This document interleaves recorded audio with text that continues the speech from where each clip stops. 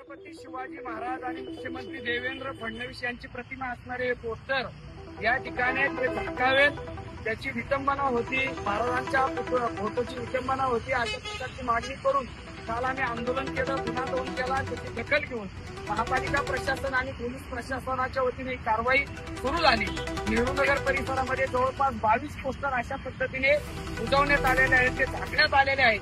आता कायमस्वरूपी त्याला कुठेही पुन्हा महाराजांचं विटंबना किंवा अवमान होईल अशा प्रकार होणार नाही याची काळजी घेत हे पोस्टर झाकण्याचं काम या महापालिकेच्या कर्मचाऱ्यांनी केलेलं आहे. महानगरपालिकेच्या मुख्यालयाच्या समोरचे हे पोस्टर झाकण्याचं काम आता या ठिकाणी सुरू आहे.